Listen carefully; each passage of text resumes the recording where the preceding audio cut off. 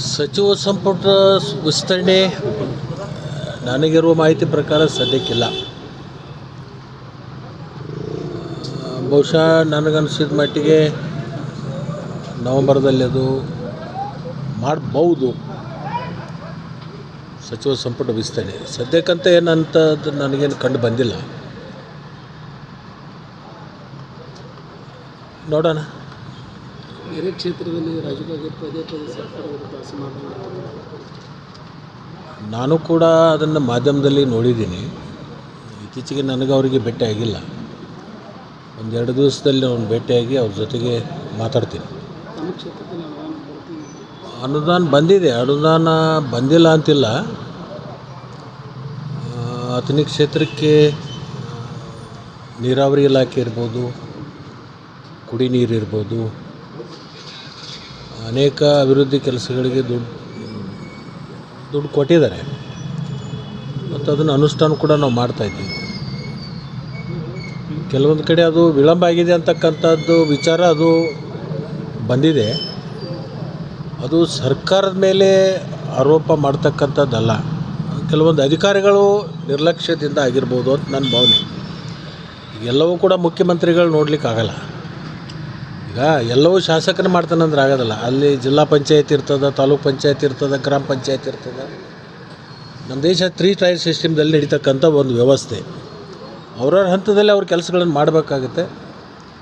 ಅದು ಅಧಿಕಾರಿಗಳ ಮಧ್ಯದಲ್ಲಿ ವಿಳಂಬ ಆಗಿರ್ಬೋದು. ಆ ಒಂದು ವಿಳಂಬದ ವಿಚಾರವನ್ನು ಅವನು ರಾಜು ಕಾಗೆ ನನ್ನ ಅತ್ಯಂತ ಆತ್ಮೀಯ ಸ್ನೇಹಿತ.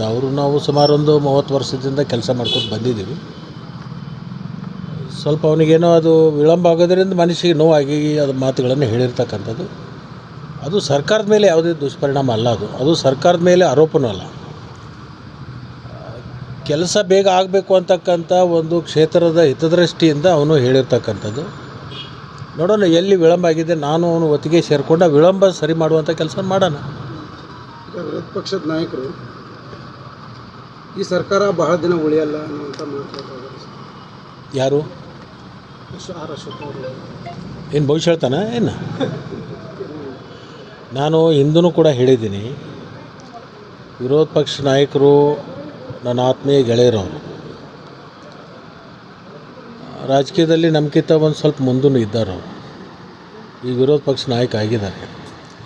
ಅವರು ಭವಿಷ್ಯನೇ ಹೇಳಬೇಕು ಅಂತಕ್ಕಂಥದ್ದು ಅವ್ರಿಗೇನೋ ಇಚ್ಛಾಶಕ್ತಿ ಇದ್ದರೆ ಅದನ್ನೇನಾದರೂ ಅವರು ರೂಢಿ ಮಾಡ್ಕೊಳ್ಬೇಕಂತಿದ್ರೆ ಇಲ್ಲೊಂದು ಬಬಲಾದಿ ಅಂತೇಳಿ ಒಂದು ಮಠ ಅದ. ಅಲ್ಲಿ ಬೇಕಾದರೆ ಒಂದು ತಿಂಗಳು ಅಲ್ಲಿ ಬಂದು ಅಲ್ಲಿ ಕೆಲವೊಂದು ಗ್ರಂಥಗಳಿದ್ದಾವೆ ಕಾಲಜ್ಞಾನದ, ಅದನ್ನು ಅಧ್ಯಯನ ಮಾಡಿ ಅದನ್ನ ಬಗ್ಗೆ ತಿಳ್ಕೊಂಡು ಆಮೇಲೆ ಭವಿಷ್ಯ ಹೇಳೋದು ಒಳ್ಳೆಯದು. ಇಲ್ಲಾಂದರೆ ಸುಮ್ಮನೆ ರಾಜಕೀಯ ಭವಿಷ್ಯಗಳನ್ನು ಹೇಳ್ತಕ್ಕಂಥದ್ದು ಇದು ನಮ್ಮ ಕಡೆ ಒಂದು ಹಳ್ಳಿ ಒಳಗೆ ಗಾದೆ ಮಾತಿದೆ, ದೋಷಿಗಾನಿ ಹಾಂತಿ ಹಾಸಿಗ್ಯಾಗ ಸತ್ತು ಹೋದ್ಲು ಅಂತೇಳಿ.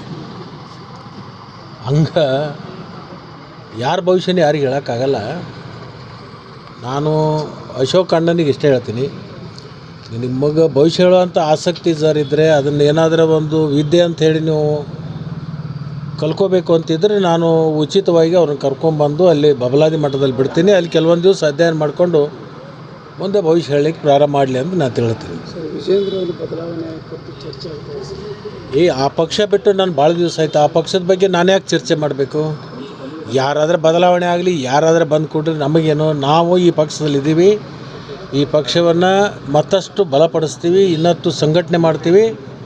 2028ನೇ ಇಸ್ವಿಗೆ ಮತ್ತೆ ಕಾಂಗ್ರೆಸ್ಸನ್ನು ಅಧಿಕಾರಕ್ಕೆ ತರಲಿಕ್ಕೆ ಏನು ಕಾರ್ಯಕ್ರಮ ರೂಪಿಸಬೇಕು ಆ ಕಾರ್ಯಕ್ರಮವನ್ನು ರೂಪಿಸ್ತೀವಿ. ಅದು ನೋಡಿ, ಈ ರಾಷ್ಟ್ರೀಯ ಪಕ್ಷಗಳು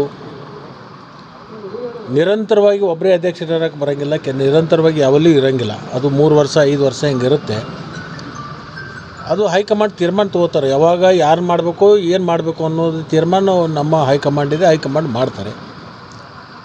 ಈಗಂತೂ ಮುಖ್ಯಮಂತ್ರಿ ಮತ್ತು ರಾಜ್ಯಾಧ್ಯಕ್ಷರ ಕುರ್ಚಿಗಳು ಖಾಲಿ ಇಲ್ಲ. ರಾಜ್ಯಾಧ್ಯಕ್ಷರು ಅದಾರು, ಮುಖ್ಯಮಂತ್ರಿಗಳು ಅದಾರ. ಅವು ಖಾಲಿ ಆದಂಥ ಸಂದರ್ಭದಲ್ಲಿ ವಿಚಾರ ಮಾಡೋಣ. ನನಗೆ ಭವಿಷ್ಯ ಗೊತ್ತಿಲ್ಲಲ್ಲ, ಏನು ಹೇಳಿ. ನಾನು ಬೆಂಗಳೂರಿಗೆ ಹೋಗಕತ್ತಿದ್ನಿ, ಗಾಡಿ ಆಕ್ಸಿಡೆಂಟ್ ಆಯಿತು. ಅದು ಆಕ್ಸಿಡೆಂಟ್ ಆಗೋದು ನನಗೆ ಗೊತ್ತಾಗಿದ್ರೆ ನಾನು ಬೆಂಗಳೂರಿಗೆ ಹೋಗಿರಲಿಲ್ಲ. ಕಾಲಾಯ ತಸ್ಮಾಯ ನಮಃ. ಬಾರದು ಬಪ್ಪದು ತಪ್ಪದು. ಗ್ಯಾರಂಟಿ ನ್ಯೂಸ್, ಸುದ್ದಿ ಖಚಿತ, ನ್ಯಾಯ ನಿಶ್ಚಿತ.